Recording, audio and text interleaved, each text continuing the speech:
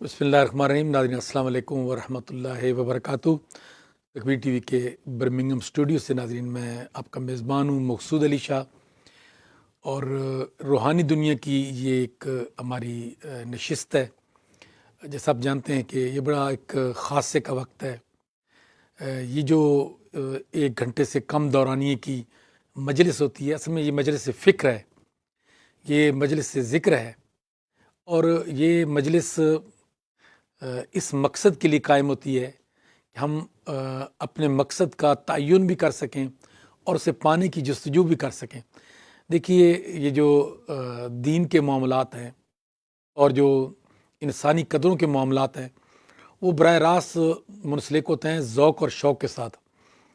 اور ذوق اور شوق جب ہوگا،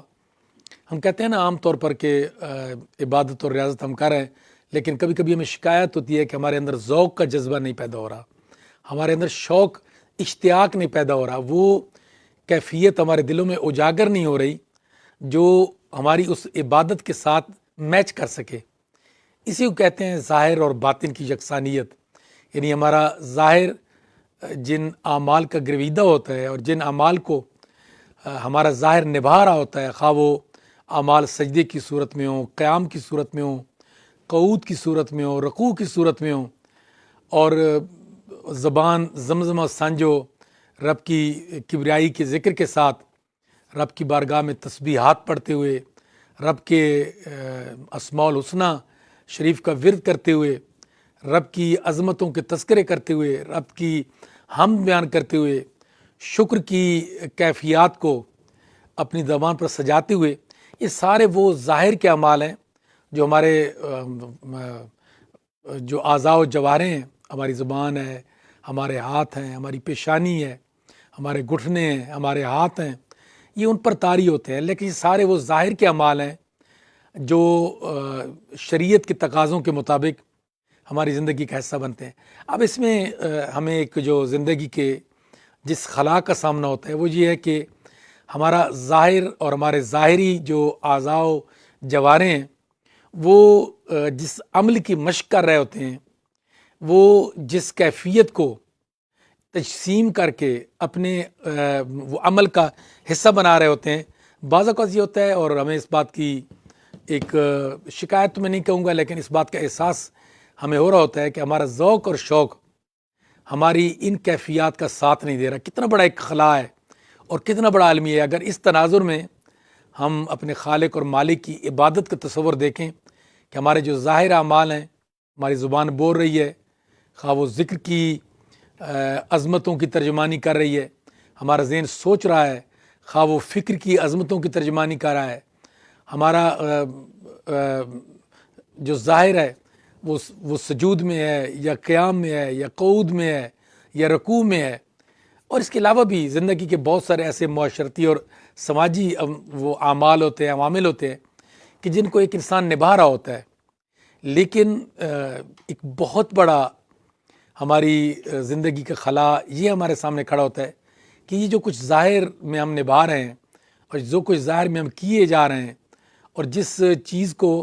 ہم نے ایک عادت کے طور پر، ایک مشق کے طور پر اختیار کر لیا ہے، ہم ذوق اور شوق کی وہ کیفیات ظاہر کی ان کیفیات کا ساتھ نہیں دے رہی ہوتی. یہی وہ مقام ہے، یہی وہ جگہ ہے، یہی وہ نقطہ ہے کہ جس پر آ کر پھر انسان کی سوچ بکھرنے لگتی ہے. انسان کو اعمال کے اندر اور اپنے حسن عمل کے اندر انسان کو استقامت نصیب نہیں ہوتی. انسان کے اندر رب کی کبریائی کا اور کبریائی کے اظہار کا اور رب کی بارگاہ میں حمد کے اظہار کا وہ جو جذبہ ہے وہ دل کے اندر اس طرح نقش نہیں ہوتا. پھر اعمال جب کیفیات سے آری ہوں، اعمال جب ذوق اور شوق کے وجدان سے محروم ہوں، تو پھر وہ اعمال طبیعت کا حصہ نہیں بنتے. پھر وہ ایک مشق کی صورت میں جاری تو رہتے ہیں، لیکن یہ کہ روح کے اندر ان کا رچ بس جانا یا دل کی دنیاؤں میں ان کا پوری طرح مستحکم ہو جانا، یہ ایک زندگی کا خلا رہ جاتا ہے. تو یہ جو روحانی دنیا کی نشست ہوتی ہے ناظرین، اس کو ہم اس لیے کہتے ہیں کہ یہ قرب کی نشست ہے. یہ اپنے خالق اور مالک کے قرب کو پا لینے کی جستجو کا ایک عمل ہے. اور اس میں کوشش یہ کی جاتی ہے کہ ہم اس خالق اور مالک کا عرفان پا سکیں کہ جس کے لیے انسان کو پیدا کیا۔ رب نے قرآن مجید میں انسان کی اور جنوں کی بھی تخلیق کا مقصد یہی بیان کیا کہ ہم نے جنوں اور انسانوں کو اس لیے پیدا کیا کہ وہ میری عبادت کریں۔ اور عبادت روحانیت کے جہان میں عبادت اس درجے پر ہوتی ہے جہاں عبادت کرنے والا عارف ہوتا ہے، یعنی وہ عبادت تو وہ عابد بھی ہوتا ہے اور عارف بھی ہوتا ہے۔ یہ ایک بڑا کمال کا ایک روحانی نوعیت کا معاملہ ہے، اور انشاءاللہ آج قبلہ پیر صاحب سے اس حوالے سے بھی ہم گفتگو کریں گے کہ ضروری نہیں کہ ہر عابد عرفان کے اس مقام پر بھی فائز ہو، لیکن جب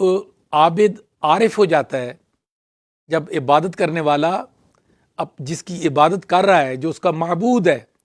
جب عبادت کرنے والا اپنے معبود کا عرفان پا لیتا ہے اور اپنے معبود کی پہچان پا لیتا ہے اور اپنے معبود کی جان پہچان وہ پا لیتا ہے، تو پھر یہ وہ مقام ہوتا ہے جس کو ہم کہتے ہیں عارف باللہ، جس کو یا ولی اللہ بھی کہتے ہیں، عارف باللہ بھی کہتے ہیں۔ یعنی عارف باللہ کون ہوتا ہے؟ وہ جو وہ عابد تو ہوتا ہی ہے، لیکن عابد اس نوعیت کا ہوتا ہے کہ اس کے ظاہری جو اعضاء و جوارے ہیں وہ جس ظاہری عبادت میں مشغول ہوتے ہیں، اور جس ظاہری عبادت کو اس کے ظاہری اعضاء و جوارے نے اپنی مشق اور اپنی محنت اور اپنی کاوش اور اپنی جستجو کا حصہ بنایا ہوتا ہے، عین انہی چیزوں کا عرفان ان کے دل کو بھی ہو رہا ہوتا ہے۔ اس کے جو من کی دنیا ہے، اس کے جو اندر کا جہان ہے، وہ اس کے باہر کے جہان کا ساتھ دے رہا ہوتا ہے، اور اندر کے جہان سے ہی اور اندر کی کیفیات سے ہی عرفان نصیب ہوتا ہے۔ تو یہ ہوتا ہے وہ عابد جو عارف بھی ہوتا ہے، جس کو ہم عارف باللہ کہتے ہیں، یعنی رب کا وہ بندہ جو رب کی صرف ظاہری عبادت نہیں کر رہا، رب کا وہ بندہ جس نے صرف اپنے ظاہر کے جو اعضاء و جوارے ہیں ان کو رب کی اطاعت پر معمور نہیں کیا ہوا، بلکہ اس کا باطن بھی، اس کے اندر کی کیفیات بھی، اس کے اندر کا جہان بھی اس کے ظاہر کے اعمال کا ساتھ دے رہا ہے۔ جب یہ کیفیت انسان کو نصیب ہوتی ہے تو پھر اس کو استحکام بھی ملتا ہے، اس کو استقامت بھی ملتی ہے، اس کو قناعت بھی ملتی ہے۔ دیکھیں ہمارے دین کی نظر میں اور دین کی تعلیمات میں بے شمار جو اخلاق حسنہ ہیں جن کی تکمیل کے لیے نبی پاک صلی اللہ علیہ وسلم نے ارشاد فرمایا بعثت لأتمم مکارم الاخلاق، او کما قال صلی اللہ علیہ وسلم، آپ ارشاد فرمایا میں بھیجا اس لیے گیا ہوں کہ میں جو مکارم اخلاق ہیں، جو اخلاق عالی ہیں، میں ان کو نقطۂ کمال تک پہنچا دوں۔ آپ فرمایا میں اس لیے بھیجا گیا ہوں، میری بعثت کا مقصد ہی یہی ہے کہ جو اعمال ہیں ان کو میں نقطۂ کمال تک پہنچا دوں۔ وہ جمالیات کی دنیا میں اور کمال کی دنیا میں وہ اپنی انتہاؤں کو چھو رہے۔ یہ آقا کریم صلی اللہ علیہ وسلم ارشاد فرمایا یہ میری بعثت کا مقصد ہے۔ تو انسان کی زندگی کے اندر جتنی بھی اعمال ہوتے ہیں اور جتنے بھی اچھے اعمال ہوتے ہیں وہ ظاہر میں انسان اختیار کرتا ہے، لیکن بعض اوقات ہوتا ہے نا کہ ہمیں استقامت نہیں مل رہی، ہمیں ان چیزوں کو اپنے ذوق اور شوق کا حصہ بنانے میں دقت ہو رہی ہے، ہمیں مجاہدے میں دقت ہو رہی ہے، ہم ایک کیفیت پر اپنے آپ کو قائم نہیں رکھ سکتے، ہم سے ہماری عبادت اور ریاضت کا مشغلہ اور شغل جو ہے وہ ہم سے ٹوٹ جاتا ہے اور بکھر جاتا ہے۔ تو پھر یہ وہ مقام ہوتا ہے کہ جہاں پر اس کی ضرورت پڑتی ہے کہ ایک عابد عارف بھی ہو، ایک عابد عارف بھی ہو۔ جب عابد عارف بن جاتا ہے اور ایک ایسا عابد جو عارف بھی ہوتا ہے، اب اس کا مطلب تو بالکل ہم آسانی سے سمجھ سکتے ہیں، یعنی ایک ایسا عبادت گزار بندہ اللہ کا، ایک ایسا عابد جس نے اپنے من کی دنیا میں عرفان کو پا لیا ہے، اور وہ جس کی عبادت کر رہا ہے، جس کے سامنے اپنی پیشانی کو جھکا رہا ہے، جس کی بارگاہ میں اس نے سجود ادا کی ہیں، جس کی بارگاہ میں وہ قیام قعود اور رکوع کر رہا ہے، جس کی بارگاہ میں وہ اپنی تسبیحات پیش کر رہا ہے، وہ اپنا ذکر فکر پیش کر رہا ہے، وہ اپنا مراقبہ پیش کر رہا ہے، وہ اپنا مجاہدہ پیش کر رہا ہے، اس کو پھر اس ذات کا عرفان بھی ہو، اس کی پہچان بھی ہو، اس کو وہ جان بھی رہا ہو کہ وہ میرا اللہ ہے، یعنی وہ قرب کے اس مقام تک ہو کہ جہاں اس کی عبادت، اس کی ریاضت، اس کی بندگی وہ اس کے دل کے اندر اس طرح راسخ ہو جائے کہ اس کو، جس طرح حدیث احسان میں بھی نبی پاک صلی اللہ علیہ وسلم نے اس کی بڑی وضاحت کے ساتھ تشریح بھی فرما دی۔ تو جب انسان پہچان لیتا ہے اپنے خالق اور مالک کو، عابد جب اپنے خالق اور مالک کا عرفان پا لیتا ہے اور شناسائی پا لیتا ہے، تو پھر وہ ایسا عابد ہوتا ہے جو عابد بھی ہوتا ہے اور عارف بھی ہوتا ہے، جس کو ہم پھر اپنی زبان میں عارف باللہ بھی کہتے ہیں اور ولی اللہ بھی کہتے ہیں۔ عام طور پر ہوتا ہے نا جی ولی اللہ، یاد رکھیے کہ کرامت جو ہے نا یہ ولایت کا ظاہر ہے حصہ تو ہے ہی، اور چونکہ وقت تیزی سے آگے بڑھا ہے اور مجھے ابھی یہ بتایا گیا کہ عالم اسلام کے ممتاز روحانی پیشوا اور خانقاہ عالم پناہ سلطان العارفین برہان الواصلین سلطان الفقر حضرت سخی سلطان بہو رحمۃ اللہ تعالی علیہ کے روحانی اور آپ کے نسبی وارث اور معمار مسجد حسین اور خدمت انسانیت کی عالمی تحریک، بلکہ تحاریک، ایک تحریک نہیں کئی تحریکوں کے بانی اور ان کے روئے رواں، ان کے سرپرست اور ان کے لیے موٹیویشن حضرت صاحبزادہ پیر سلطان فیاض الحسن سرور قادری دامت برکاتہ القدسیہ اس وقت ہمیں جوائن کر چکے ہیں۔ تو پیر صاحب چونکہ آج ہی آپ کی تشریف آوری ہوئی ہے، آپ کو ویلکم بھی کہتے ہیں اور انشاءاللہ گفتگو کا بھی آغاز کریں گے۔ السلام علیکم قبلہ پیر صاحب۔ وعلیکم السلام ورحمۃ اللہ وبرکاتہ۔ اور آپ کو میں اپنے تمام ناظرین کی طرف سے اور یو کے بھر کی طرف سے، یورپ کی طرف سے، جہاں جہاں ٹی وی اس کے پاس دیکھا جا رہا ہے، ہم ظاہر ہے چشم برا تو ہوتے ہی ہیں، اور آپ کو بہت بہت خوش آمدید۔ ہمارے لیے برکتوں کا ذریعہ ہے آپ کا قدم رنجاں فرمانا، یقیناً آپ کی تشریف آوری ہمارے لیے دعاؤں کا ذریعہ بھی ہوتی ہے، ہمارے لیے دعاؤں کی قبولیت میں وسیلے کا بھی ذریعہ ہوتا ہے۔ اللہ تعالیٰ آپ کا روحانی سایہ ہم پر قائم اور دائم فرمائے۔ حضور اپنی صحت سے بھی آگاہ فرمائیں ہمارے سارے ناظرین کو، اور پھر کچھ ہم سیکھیں گے آپ سے انشاءاللہ۔ اعوذ باللہ من الشیطان الرجیم، بسم اللہ الرحمن الرحیم۔ وَاعْبُدْ رَبَّكَ حَتَّى يَأْتِيَكَ الْيَقِينُ صدق اللہ مولانا العظیم وصدق رسولنا سبحان اللہ۔ النبی الامین۔ صلاۃ والسلام علیک یا سیدی یا رسول اللہ وعلی آلک وصحبک یا سیدی یا حبیب اللہ۔ السلام علیکم ورحمۃ اللہ وبرکاتہ۔ وعلیکم السلام ورحمۃ اللہ۔ الحمدللہ اس مالک و خالق کا لطف و احسان ہے جس نے اس لائق فرمایا ہے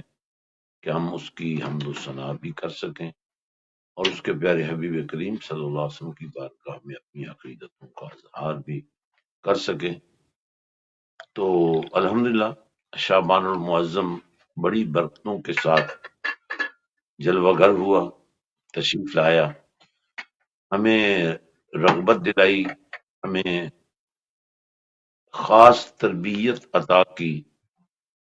کہ رمضان مبارک کی آمد ہے اور اس کے استقبال کے لیے ہمارے اندر پاکیزگی پیدا ہو جائے، طہارت پیدا ہو جائے اور ہمارے اندر تقوی کا نور پیدا ہو جائے، تاکہ جب ہم رمضان مبارک روزوں کا آغاز کریں تو وہ جو فرمان رحمان ہے، یا ایھا الذین آمنوا کتب علیکم الصیام کما کتب علی الذین من قبلکم لعلکم تتقون، یعنی رمضان کے روزے تم پر جو فرض کیے گئے ہیں ان کا ایک سب سے بڑا مقصد یہ ہے کہ تمہارے اندر تقوی پیدا ہو جائے، اللہ کی رضا کا جذبہ اور حضور پاک صلی اللہ علیہ وسلم سے وفا کا جذبہ پیدا ہو جائے۔ تو الحمدللہ یہ تربیت شعبان المعظم کے آغاز سے ہی اگر انسان تھوڑا سا بھی ایثار سے کام لے لے اور تھوڑا سا بھی اپنے آپ کو نبی رحمت صلی اللہ علیہ وسلم کی عقیدت و محبت سے، تو یہ نور خود بخود پیدا ہوتا چلا جاتا ہے، اور پھر رمضان مبارک کی آمد کے ساتھ ہی جو روزہ رکھنے کے بعد تقوی و طہارت پیدا ہونی تھی، اس کی بنیاد شعبان المعظم ہی رکھ دی سبحان اللہ، جاتی ہے۔ سبحان اللہ۔ اب اس میں صدقہ و خیرات بھی ہیں، اس میں جیسا کہ آپ جانتے ہیں صدقہ بلاؤں کو ٹالتا ہے۔ اللہ کے پاک نبی صلی اللہ علیہ وسلم کا فرمان ہے کہ ایک کھجور کا دانہ بھی اگر تمہیں صدقہ کرنے کی گنجائش ہو تو تمہارے اوپر آنے والی بلائیں اور وبائیں ٹل سکتی ہیں۔ نحوست کے جو بادل اس وقت پوری دنیا پر چھائے ہوئے ہیں. نفسا نفسی کا جو عالم پوری دنیا کو اپنی لپیٹ میں لیے ہوا ہے، اور جیسے کوئی دلدل ہوتی ہے اس میں گرنے والا پھر گرتا ہی چلا جاتا ہے. تو ایک بہت بڑا ذریعہ ہے کہ ہم اس دلدل گناہ سے اور اس دلدل روسیائی سے اور اس دلدل حسرت سے نکل کر عشق پروردگار اور محبت مصطفیٰ صلی اللہ علیہ وسلم کی عملی شکل اختیار کر لیں. اکثر حضرات رجب المرجب میں بھی اور پھر شعبان المعظم میں بھی اور خاص کر پھر رمضان مبارک میں اپنے مال کو پاک کرنے کے لیے زکوٰۃ کی ادائیگی کرتے ہیں. اب انہیں اندازہ نہیں ہوتا کہ آپ کے لیٹ کرنے سے، یعنی رجب کی بجائے شعبان کی بجائے رمضان میں زیادہ برکات کی نیت سے آپ جو ارادہ کرتے ہیں وہ نہیں خبر صحیح ہے، لیکن کتنے گھروں میں چولہا نہیں جل رہا ہوتا اور کتنے ہی گھروں میں کھانا پکنے کے آثار نہیں ہوتے. تو میں سمجھتا ہوں ضروری ہے، اور یہ ان تمام چیریٹیز کو، ان تمام اداروں کو، ان تمام افراد کو، ان تمام تنظیمات کو ہدیہ تبریک پیش کرنا ضروری ہے جو اس گئے گزرے دور میں بھی جب انسان اپنے لیے بھی کسی کے آگے ہاتھ نہ پھیلا سکے تو اس کے جذبوں کا یہ عالم ہو کہ وہ لوگوں سے اس بات کا اظہار کرے کہ آئے ہم یتیم کو کھانا کھلائیں، آئے ہم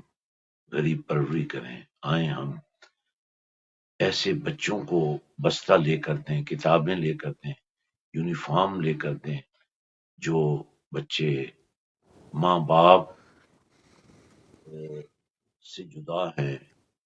یعنی ان کے مقدر میں یہی تھا کہ ان کے والدین ان کی زندگی میں ہی ان سے منہ پھیر لیں، یا پھر وہ ماں باپ جو اتنے غریب ہیں کہ بے بسی کے ساتھ اپنے بچوں کو حسرت کے ماحول میں دیکھتے ہوئے بھی بے بس ہوتے ہیں. یہ اللہ کی مہربانی ہے، اللہ کی رحمت ہے، اور اس کے محبوب صلی اللہ علیہ وسلم کی خاص تربیت ہے کہ امت میں آج بھی ایسے لوگ موجود ہیں جو انسانیت کی خدمت کو اور مخلوق کی مدد کو اور مجبور کا ساتھ دینے کو ہر وقت تیار رہتے ہیں. ذرا توجہ فرمائیے گا کہ ایک گرا ہوا انسان جب گر جاتا ہے اس کی خواہش کیا ہوتی ہے؟ کوئی مجھے اٹھا دے. اپنے اندر تو اس کی صلاحیت نہیں ہوتی کہ وہ اٹھ بھی سکے، اور جو لوگ کسی گرے ہوئے کو اٹھا دیتے ہیں یا گرتے ہوئے لوگوں کو تھام لیتے ہیں، یہ ہمارے دین کا وہ حسن ہے، یہ ہمارے دین کا وہ عظیم عمل ہے جو آج بھی امت میں موجود ہے، قیامت تک موجود رہے گا. تو میں ناظرین سے یہ کہنا چاہتا ہوں کہ یہ عمل کا وقت ہے، کردار سازی کا وقت ہے، اخلاق کو اجاگر کرنے کا وقت ہے. اچھے اخلاق کا تقاضا یہ ہے کہ آپ کے وجود سے خوشبو آنے لگ جائے. اچھے کردار کا تقاضا ہے کہ آپ لوگوں کے لیے مینار نور بن جائیں، لوگ آپ کی امیدیں لگائیں، لوگ آپ کے ساتھ ملنے کی حسرت کریں، لوگ آپ کے ساتھ بیٹھنے کو ترجیح دیں، لوگ آپ کی باتیں سننے کے لیے ہمہ گوش رہیں، اور لوگ آپ کے لیے بہانے تلاش کریں. یہ وہ تربیت ہے جو امام الانبیاء صلی اللہ علیہ وآلہ وسلم نے اپنے عاشقوں کو عطا فرمائی تھی، اور یہی وہ تربیت ہے جس کے نتیجے میں امت کی بحالی کے نتیجے میں ایک وقت ایسا بھی آیا تھا جب زکوٰۃ دینے والے زکوٰۃ لے کر پھرتے تھے اور زکوٰۃ لینے والا کوئی نہیں ہوتا تھا. ہمیں اس کی اپنے آپ کو ضرورت ہے، ہمیں اپنے آپ کو امت کی دستگیری کے لیے مکمل طور پر تیار کرنے کی ضرورت ہے. میرے نزدیک تو سب سے بڑی عبادت یہی ہے، اور میں تو اسی کو سب سے بڑا قرب خدا کا ذریعہ سمجھتا ہوں کہ جب قیامت کے دن اللہ اپنے بندوں سے فرمائے کہ تم نے مجھے کھانا کھلایا تھا، تم نے مجھے پانی پلایا تھا، تم نے میرے بندوں کے ساتھ اظہار محبت کیا تھا، تو ہمیں اس ماہ مبارک کے جو چند دن باقی ہیں ایسی مجالس کا انعقاد کرنا، ایسی محافل کو جاری کرنا کہ عاشقان رسول صلی اللہ علیہ وسلم مل بیٹھیں اور ان کی برکت سے ہر طرف روشنی پھیل جائے، ہر طرف خوشیاں پھیل جائیں، ہر طرف نور پھیل جائے، ہر طرف خوشبو پھیل جائے۔ ایسی محافل کا انعقاد امت کی زندگی کا سبب بھی ہے اور امت کے درجہ کمال پر پہنچنے کا ذریعہ بھی ہے۔ تو یہی وہ ہیں جن کو ہمیں ملانا ہے، اور پروردگار کا یہ جو فرمان ہے کہ تم اپنے پروردگار کی، اپنے رب کی بندگی اس انداز میں کرو،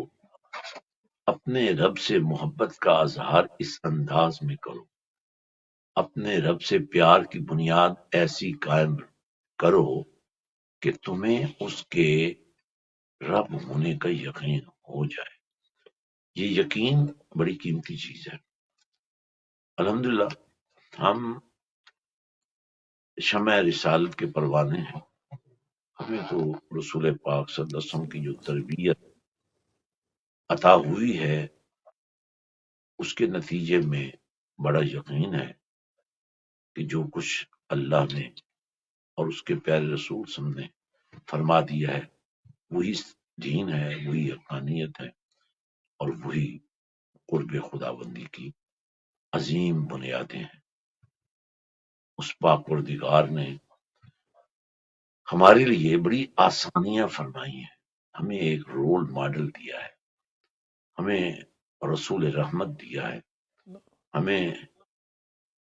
شفیع مذنباں عطا کیا ہے، ہمیں اس نے ایسا خیر خواہ عطا کیا ہے جو شفیق بھی ہے، عزیز بھی ہے، حریص بھی ہے، رؤوف بھی ہے، رحیم بھی ہے، اور اس کی رحمت کے دروازے ہر وقت کھلے رہتے ہیں۔ اللہ نے میرے اور آپ کے آقا و مولا صلی اللہ علیہ وسلم کو رحمت للعالمین کا تاج پہنا کر ہم پر بہت بڑا احسان کیا ہے کہ بجز نبی رحمت صلی اللہ علیہ وسلم کے اور تو اللہ نے کسی کو سارے جہانوں کے لیے رحمت بنایا ہی نہیں ہے، نبی رحمت صلی اللہ علیہ وسلم کو ہی بنایا ہے۔ ہماری تو بڑی خوش نصیبی ہے کہ ہم اس رسول رحمت کے دامن رحمت سے وابستہ ہیں، کامل یقین رکھتے ہیں کہ نبی کا اشارہ ہو جائے تو چاند کا سینہ چاک ہو جاتا ہے، اللہ نبی کا ہے تو سورج مشرق کی بجائے مغرب سے طلوع ہو جاتا ہے، وہ نبی چاہے تو اس کی انگلیوں سے چشمے جاری ہو جاتے ہیں۔ نبی کی صحبت میں اگر کھجور کا سوکھا ہوا ٹونڈا آ جائے، چند دن پشت لگانے سے اس کے اندر بھی زندگی کے آثار پیدا ہو جائیں، اور نبی کی فرقت میں اس کو بھی رونا نصیب ہو جائے، اور پھر کریمی ایسی کہ کھجور کے اس تنے کو، اس تن حنانا نبی اپنی آغوش میں لے لے اور اللہ شفقت کا آئے کہ اے اس تن حنانا، کیا تو اس بات سے راضی ہے کہ تجھے اس دنیا میں بھی روضۃ من ریاض الجنہ کا حسن عطا کر دیا جائے، اور تجھے جنت کے باغوں میں بھی سرسبز و شاداب کر دیا جائے۔ یہ وہ نبی ہے جس کے کہنے سے سب کچھ ہو جاتا ہے، یہ وہ نبی ہے جس کے ہاتھ اٹھانے سے تقدیریں بدل جاتی ہیں، یہ وہ نبی ہے جو مسکرائے تو پوری کائنات میں ہر طرف مسکراہٹوں کا سبحان ایک طرف پیدا ہو جاتا ہے۔ سبحان اللہ ہم نے بھی اس بات کو اجازت دینا، کیا ہماری وجہ سے کسی کو مسکراہٹ نصیب ہو رہی ہے؟ جن کی تسکین سے روتے ہوئے ہنس پڑے اس تبسم کی عادت پہ لاکھوں سلام۔ اگر آپ کے والدین حیات ہیں تو کیا آپ اپنے والدین کو بھی مسکراہٹیں دیتے ہیں؟ سبحان اللہ، وہ آپ کی بھی جو دن بھر آپ کی توجہ حاصل کرنے کے لیے آپ کے پورے گھر کو اللہ ایسا گھر بنا دیتی ہیں جس میں ہر طرف پاکیزگی اور طہارت ہوتی ہے، جو آپ کے لیے دن رات محنت کرتی ہے، کبھی اس کو بھی آپ نے مسکراہٹ دی ہے؟ وہ آپ کے بچے جو منتوں سے اور مرادوں سے آپ اللہ سے مانگتے ہیں، کبھی آپ نے خیال کیا کہ ان کی ایسی تربیت کر جاؤں کہ جب میں دنیا سے چلا بھی جاؤں تو ان بچوں کی وجہ سے مجھے جنت جانے میں کوئی اور مدد نہ مانگنی پڑے؟ تو ناظرین، میں تکبیر ٹی وی کی وساطت سے آپ سب سے کہنا چاہتا ہوں کہ یہ بھی ایک مجلس ہے جو ابھی قائم ہے۔ کیا آپ کے گھر میں بھی ان دنوں میں کوئی مجلس قائم ہو سکتی ہے؟ کیا آپ نے پچھلے کچھ عرصے میں اپنے گھر میں کوئی مجلس قائم کی ہے؟ اور نہیں تو کم از کم اتنا ہی کر لیجیے گا، ہر شام پیارے نبی کے نام کر دیجیے گا، ایک چادر یا چٹائی یا کارپیٹ صاف شفاف رکھ لیں، اس کا نام رکھیں دسترخوان درود و سلام، سبحان اللہ، اور پھر 25-30 منٹ کے لیے چھوٹے بڑے مرد عورتیں، کیا منظر ہوگا جب باپ بیٹیاں اور ماں بیٹے اور بہن بھائی ایک ہی رحمت کی چادر کے سائے میں سبحان اللہ، درود و سلام کا ورد کر رہے ہوں، تصور مدینہ قائم ہو، ادھر امتی اس عقیدے سے درود پیش کرے کہ میرا نبی سن رہا ہے، اور ادھر اس کا یہ عقیدہ ہو کہ نہ صرف سن رہا ہے بلکہ نبی کی عطائیں بھی چل رہی ہیں، اللہ اور اللہ پھر احساس بھی ہو کہ یہاں سے نبی کے ساتھ وفائیں بھی چل اللہ رہی ہیں۔ اللہ، اور یہ اگر ہر فیملی تصور مدینہ بنا لے اور درود سبحان اللہ، پڑھنے کی سبحان عادت، اللہ، اور پھر وہ رات آ جائے یہ درود اللہ ہو جائے اللہ اور درود والا نبی اللہ آ اللہ، جائے، سبحان اللہ، سبحان پتی تو درود پڑھتا رہا، تو اظہار اللہ، محبت آہ میری آہ امت سے شفقت کرتا رہا، واہ آج اس کا انعام یہ ہے۔ واہ لوگوں کے واہ، لیے دور ایک ہی ہوتا ہے، لیکن سبحان نبی اللہ، پاک کا دور کیونکہ قائم رہتا ہے۔ کبھی وقت اللہ تھا لوگ سامنے نبی کو دیکھا کرتے تھے، اب آہ یہ بھی ایک دور ہے کہ آپ تو دیکھنے کی سکت نہیں رکھتے تھے، پر نبی نے آپ کو خواب میں آ اللہ کر اکبر، دکھا اللہ دیا کہ نبی ایک حقیقت ہے، مصطفیٰ ایک جلوہ خیر ہے، اور امام بوسیری کی طرح درود آہ پڑھتے پڑھتے آنکھ لگ گئی، اللہ درود والا نبی کیا آیا، ان کے لکھے ہوئے قصیدے پر بھی بہار آ گئی۔ اللہ نبی رحمت صلی اللہ علیہ وسلم نے حالت خواب میں وہ قصیدہ درود سنا، اور جاتے جاتے اپنا مبارک ہاتھ حضرت امام بوسیری کے جسم پر پھیرا، جو بیماری کی وجہ سے پریشان تھے، بیماری ختم ہو گئی اور چادر بھی عطا کر دی۔ اللہ آنکھ اکبر، کھلی تو چادر پاس پڑی تھی اور جسم توانا ہو چکا تھا۔ آئیے اللہ آج سے ہم بھی کچھ لمحے نبی کے نام کر دیں، پاک صاف ہو کر اجلے ہو کر مل بیٹھیں، پتہ نہیں کس کی وجہ سے اور کس اللہ کس کو اللہ اللہ دار مصطفیٰ کی عزت نصیب ہونا شروع ہو جائے۔ اللہ اکبر، اللہ اکبر۔ حضرت یقیناً تھکے ہوئے سفر کر کے آج تشریف لائے، لیکن ہم جو خواستگار لوگ ہیں اور اپنا دامن بھرنے والے ہیں، تو پھر خواہش تو یہی ہوتی ہے کہ آپ کی گفتگو رکے ہی نہیں۔ تاکہ میں تھوڑا سا آپ کو بتا چلوں پیر صاحب کی طرف جانے سے پہلے، کہ جیسے میں نے شروع میں ذکر کیا تھا کہ 20 خدمت انسانیت کی عالمی تحریکیں ہیں، اور فکر کی اور ذکر کی اور انسانیت کی بھلائی کی اور روحانیت کے فروغ کی، جو پیر سائی نے شروع بھی کی، ان کو نقطۂ کمال تک بھی پہنچایا اور ان کو کمال پر برقرار رکھنے اور ان کے فروغ کے لیے اپنی مسلسل سرپرستی بھی آپ نے میسر کر رکھی ہے، اور یہ کئی طریقے ہیں جن میں نمایاں آپ سنتے رہتے ہیں. سلطان بہو ٹرسٹ ہے، عالمی سطح کی علمی، فکری اور روحانی تحریک ہے. اسلامک ہیلپ ہے،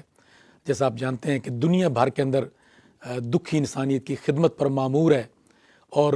پھر اسلامک ہیلپ کے انڈر میں 20 پروجیکٹس ہیں. سلطان پور ٹرسٹ کے انڈر 20 پروجیکٹ ہیں. یہ صرف میرا بتانے کا، اور اس کے علاوہ بے شمار تحریکیں ہیں. وقت نہیں ہے، ہم زیادہ پیر صاحب کی گفتگو سننا چاہتے ہیں. صرف میں ایک بات کرنا چاہتا ہوں، اور بڑی امپورٹنٹ بات ہے، اور میں سمجھتا ہوں کہ سارے ناظرین اس کو اپنے دل پر نقش کر لیں گے. انشاءاللہ رمضان شریف کے پہلے عشرے کے اختتام پر، تقریباً 9-10 رمضان آپ سمجھ لیں کہ قبلہ پیر صاحب کی ہی نگرانی میں ان عظیم علمی، فکری اور روحانی جتنی بھی تحریکیں ہیں، تو ان کے نقطہ کمال کا وقت ہوگا کہ قبلہ پیر صاحب ان کے بارے میں آگاہ بھی ہمیں فرمائیں گے. ایک بڑی طویل دورانی کی ٹیلی تھان ہوگی، اور اس کے ساتھ ساتھ جو ان تحریکوں کے ساتھ وابستہ لاکھوں لوگ ہیں، ان کے حوالے سے بھی آپ کو آگاہ کریں گے. چونکہ اس میں تو ابھی 10-12 دن 14 دن باقی ہیں، تو قبلہ پیر صاحب کی یہ خواہش تھی کہ میں اس کو ذرا ایکسپلین کر دوں کہ ابھی سے آپ لوگ، چونکہ وہ ایک کئی گھنٹوں پر مشتمل خدمت انسانیت کا ایک پیغام ہوگا، تو ابھی سے ہی آپ لوگ اپنی زکوٰۃ، اپنے صدقات، اپنے عطیات سلطان بہو ٹرسٹ کے نام کرنا شروع کر دیں. بے شک ہم آپ کے نام بھی، آپ کے پیغامات بھی محفوظ کرتے جائیں گے. اور انشاءاللہ جب 10 رمضان المبارک کو قبلہ پیر صاحب کی نگرانی میں یہ اس عظیم علمی، فکری اور روحانی عالمی تحریک سلطان بہو ٹرسٹ کے حوالے سے قبلہ پیر صاحب ٹی وی کی اسکرین پر موجود ہوں گے کئی گھنٹوں کے لیے، تو پھر یہ جتنے بھی آپ کے نام ہوں گے، آپ کے پیغامات ہوں گے، یہ سارے قبلہ پیر صاحب تک پہنچائے جائیں گے. میری یہ صرف یہ بات کرنے کا مقصد یہ تھا، اور پیر صاحب سے اجازت لی تھی کہ آپ تک یہ پیغام پہنچایا جائے کہ آپ نے، یعنی آپ ابھی سے اپنی زکوٰۃ، اپنے صدقات، عطیات دے سکتے ہیں ابھی سے، بلکہ دینا شروع کر دیں، اس کی تاخیر نہ کریں. اور جب انشاءاللہ ہماری ٹیلی تھان شروع ہو 10 رمضان کو، تو اس وقت ہماری یہ خواہش ہے کہ سینکڑوں کی تعداد میں آپ کے پیغامات آ چکے ہوں اور قبلہ پیر صاحب کی خدمت میں ہم پیش کریں. تو میں یہ بھی چاہتا ہوں انشاءاللہ قبلہ پیر صاحب بھی تھوڑا اس حوالے سے جو مجھے آپ نے اشارہ فرمایا ہے، تو اس کے مطابق آپ کو بھی خود بھی آگاہ فرما دیں گے. ساتھ قبلہ پیر صاحب اس حوالے سے بھی تھوڑا، چونکہ ایک بڑی عالمی سطح پر آپ کی نگرانی میں یہ ایک تحریک اٹھنے لگی ہے انشاءاللہ 10 رمضان کو، جس کے لیے میں سمجھتا ہوں کہ پورا یو کے اور یورپ اس میں انوالو ہوگا، اور ابھی سے لوگ اس حوالے سے اپنے آپ کو شامل کرنا شروع کر دیں گے. اس حوالے سے بھی آپ کچھ تھوڑا سا ارشاد فرمائیں گے. اور ساتھ ظاہر ہے چونکہ رمضان شریف کی آمد ہے، ہر شعبان کے دنوں میں، آخری دنوں میں نیت تو یہی ہوتی ہے کہ اس مرتبہ رمضان ہمیں بدل کے رکھ دے گا، لیکن تھوڑا سا آپ تربیت فرمائیں کہ کن کن امور کو ہم اپنا اوڑھنا بچھونا ابھی سے بنائیں اور تیار کریں، اور اپنے دل کو تیار کریں، دماغ کو تیار کریں، اعضاء و جوارح کو تیار کریں، تاکہ عابد بننے کے ساتھ ساتھ ہم عارف بھی بن سکیں، اور وہ بن سکیں جو دین ہم سے تقاضا کرتے ہیں. تو قبلہ پیر صاحب یہ تھوڑا اس حوالے سے ارشاد فرمایا. جی ہاں، بسم اللہ الرحمن الرحیم. یہ میرے خیال جسٹ 2 دن رہ گئے ہیں رمضان مبارک کے آغاز کے لیے. تو یوں سمجھیے کہ ان 2 دنوں میں آپ شب بیداری بھی جاری رکھیں اور قیام اللیل بھی جاری رکھیں، اور اگر آپ بیمار نہیں ہیں اور حالت سفر میں نہیں ہیں، اور کوئی ایسا سفر آپ کو درپیش نہیں ہے جس کی وجہ سے روزہ موقوف ہو جاتا ہے، تو آپ ضرور کل کا روزہ بھی رکھیے، پرسوں کا بھی رکھیے، اور اگر اس سے اگلا دن بھی ہوتا ہے تو روزہ ضرور رکھیے. آج سے ہی آغاز کر دیں، نیت بنا لیں، اور آج ہی سے افطاری کے لیے دوستوں کو دعوت دینی شروع کر دیں. ایک ریہرسل ہے، ایک تربیت ہے. اور میں اس میں یہ ضرور عرض کروں گا کہ ان افطاریوں میں کوئی شاہانہ انداز اختیار نہ کیا جائے، بلکہ اس وقت جب ہم دیکھ رہے ہیں کہ فلسطین میں، غزہ میں، کشمیر میں، برما میں اور پوری دنیا میں مسلمان بھوک کے ہاتھوں اور فاقے کے ہاتھوں اور ظلم و جبر کے ہاتھوں مجبور ہو چکے ہیں۔ تو مزہ تبھی ہے کہ افطاری ہم کر رہے ہیں کھجور کے ساتھ، پانی کے ساتھ، اور اس افطاری میں جو ہم نے اخراجات کرنے ہیں اپنے ان مجبور بھائیوں کو نظر پیش کریں۔ اللہ تعالیٰ نیتوں کو جانتا ہے، ارادوں کو جانتا ہے، آپ کی اندر کی کیفیت کو جانتا ہے۔ تو میں تو یہی عرض کروں گا کہ آج سے ہی آپ نے رمضان کے استقبال کے لیے ان چند دنوں کو، جن کی نسبت شعبان المعظم سے ہے اور جس کے بارے میں نبی رحمت صلی اللہ علیہ وسلم نے فرمایا ابان الشہری، اور اسی میں شب برات کے وہ عظیم لمحے بھی تھے جب آپ اللہ کی عبادت میں لگے ہوئے تھے، ذکر الہی میں لگے ہوئے تھے، صدقہ و خیرات کرنے میں لگے ہوئے تھے، اور پروردگار آپ کے رزق میں اضافہ لکھ رہا تھا، اور اللہ پروردگار آپ کی زندگی کو بڑھانے کا فیصلہ کر چکا تھا، اور آپ کا پروردگار آپ کے لیے شفا کا نور لکھ رہا تھا۔ تو میں سمجھتا ہوں یہ جو آپ کو شفا ملی ہے، یہ جو آپ کو وقت ملا ہے، اس کو تربیت کے لیے استعمال کریں، امت کی بحالی کے لیے استعمال کریں۔ ہم قوم نہیں ہیں، قوم بنیں گے تو ہمارے اوپر لیڈر مسلط ہو جائیں گے، ایسے لوگ مسلط ہو جائیں گے جن کو شعور ہی نہیں ہے کہ قیادت کس چیز کا نام ہے، امامت کس چیز کا نام ہے۔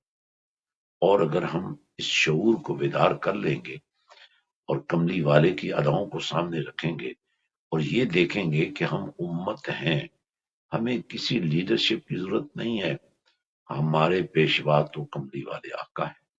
ہمارے قائد السالار تو کملی والے آقا ہیں، جنہیں اللہ نے چنا تھا نبیوں کی امامت کے لیے، رسولوں کی سرداری کے لیے۔ ہم کتنے خوش نصیب ہیں کہ ہمیں اس رسول رحمت کا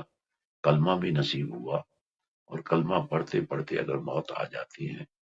تو امام الانبیاء صلی اللہ علیہ وسلم کا فرمان ہے کہ جس کے لبوں پہ آخری کلام موت کے وقت لا الہ الا اللہ محمد رسول اللہ ہو، ایسا شخص مرنے کے بعد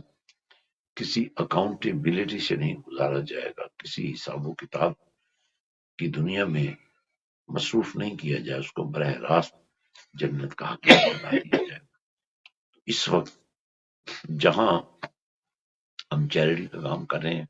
ہم غریب پروری کر رہے ہیں، ہم یتیم پروری کر رہے ہیں، وہیں ہمیں منظم ہونے کی ضرورت بھی ہے، وہیں امت کو بحال کرنا بھی بہت ضروری ہے، فرقوں سے نکلنا ضروری ہے، اور وحدت امت کا ایک خوبصورت گلدستہ تیار کرنا ضروری ہے۔ وَاعْتَصِمُوا بِحَبْلِ اللَّهِ جَمِيعًا وَلَا تَفَرَّقُوا، اور تعاونوا علی البر والتقوی ولا تعاونوا علی الاثم والعدوان۔ منع تو نہیں ہے کہ آپ اپنے بچے کی سالگرہ کیوں کر رہے ہیں، منع تو نہیں ہے، لیکن سوال تو یہ پیدا ہوتا ہے کہ آپ اپنے بچوں کی سالگرہ اس انداز میں کرتے ہیں کہ ان کی زندگیوں میں حیا نام کی کوئی چیز نہ رہے، ان کی زندگیوں میں احساس شرمندگی ختم ہو جائے، ان کی زندگیوں میں اللہ کا ذکر اور نبی کی یادیں ہی قائم نہ رہ سکیں۔ تو ہمیں اپنے گھر میں ہونے والی ہر مجلس کو ذکر خدا میں بدلنا ہے اور یاد رسول میں بدلنا ہے۔ ہمیں غریب پروری، یتیم پروری، اور بلکہ میں آپ ہی کی بات کو آگے بڑھاتا ہوں کہ اگر آپ کی وجہ سے کسی گھر میں چراغ جلنے جا رہا ہے، اندھیرے دور ہونے جا رہے ہیں، تو آپ کس بات کا انتظار کر رہے ہیں؟ آج سے ہی حضرت سلطان بہو ٹرسٹ کا یہ پیغام اپنے دل و جان میں اتار لیجئے گا کہ آپ نے آج بھی، کل بھی، پرسوں بھی، اور رمضان مبارک کے 30 دنوں میں ہر روز کبھی نہ کبھی، کہیں نہ کہیں، کسی نہ کسی بنیاد پر اپنا مال، اپنا وقت، اپنی محبت، اپنی عقیدت، اپنا پیار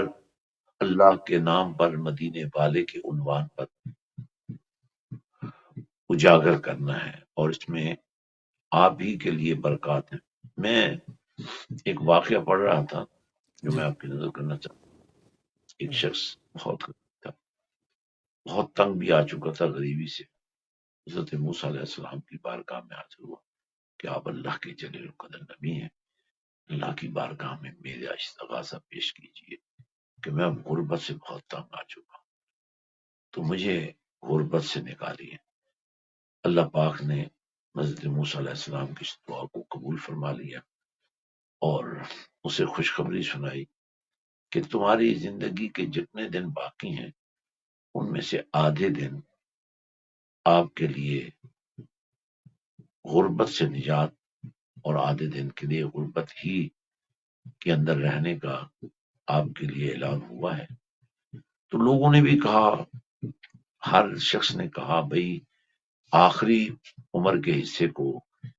غریبی سے بچا لو، پہلے غریبی ہی اختیار کرو۔ اس شخص نے کہا نہیں، میرے اندر اب اتنی سخت نہیں رہی ہے کہ میں غریبی کو برداشت کر سکوں، اور پھر اس کو امیر کر دیا گیا، اور وہ وقت بھی ختم ہو گیا جب اس کی امیری کو ختم ہونا تھا، لیکن اس کی امارت میں اضافہ ہوتا گیا۔ مولا تیرے تو قانون بدلتے نہیں ہیں، تیرا تو کلام بدلتا نہیں ہے، وہ وقت تو اس کا ختم ہو چکا ہے جو اس کو تو نے غریبی سے نجات دی تھی، اب تو پھر غریبی کا دور تھا۔ فرمانے پروردگار ہوا اصل میں یہ ہمارا بندہ بڑا ہی سمجھدار ہے، ادھر میں اس کو دیتا ہوں، ادھر وہ میری راہ میں لگا دیتا ہے۔ آپ سمجھتے ہیں کہ آپ کی جمع پونجی سے کچھ نکل رہا ہے، لیکن اس کے بدلے میں کتنا آ رہا ہوتا ہے، 10 دنیا میں اور 70 آخرت میں۔ وہ آخرت والے اگر ہم نہ بھی کاؤنٹ کریں تو 10 دنیا والے تو آپ کو مل ہی رہے ہوتے ہیں۔ پتہ نہیں کب ہمیں اس بات پر یقین آئے گا کہ جس کے نام پر ہم دے رہے ہیں، جس کی محبت میں ہم دے رہے ہیں، جس کی اداؤں میں ہم دے رہے ہیں، جب ان کا وعدہ ہے کہ تمہارے رزق میں کمی نہیں ہوگی، تمہارے وسائل میں اضافہ ہوگا، تم اپنے پروردگار سے تعلق کی محبت قائم کر لو۔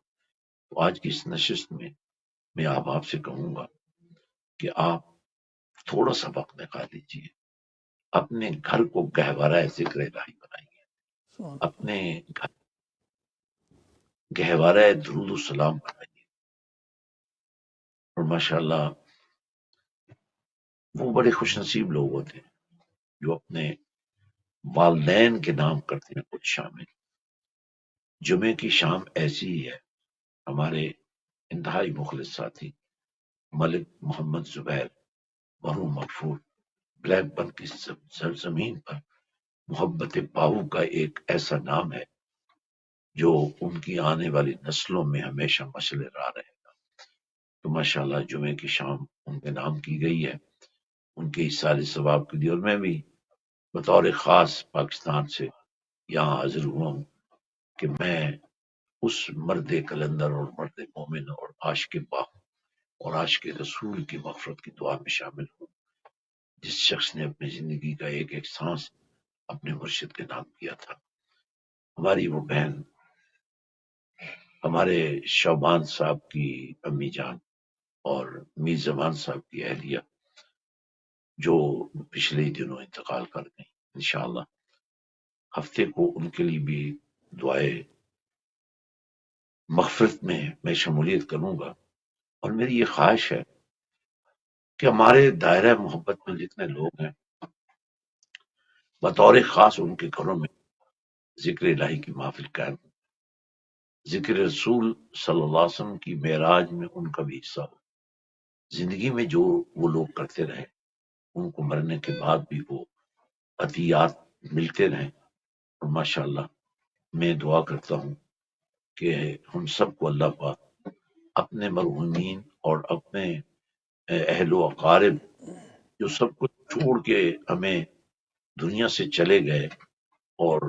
انہی کے چھوڑے ہوئے ورثے میں ہم ان کے لیے ایصال ثواب کر رہے ہیں۔ صحابی رسول صلی اللہ علیہ وسلم ہوتے ہیں باب رسول میں، یا رسول اللہ صلی اللہ علیہ وسلم میں اپنی ماں کے لیے صدقہ جاریہ پیش کرنا چاہتا ہوں۔ میرے نبی صلی اللہ علیہ وسلم نے فرمایا، سعد اپنی ماں کے نام پر ایک کنواں کھدوا دو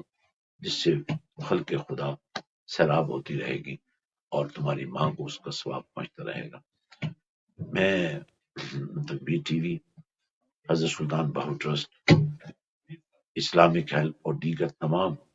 ہمارا جو تنظیمی چیریٹی کا نیٹ ورک ہے اس کو مبارکباد دیتا ہوں کہ انہوں نے لوگوں کو حوصلہ دیا کہ کیسے تم نے پانی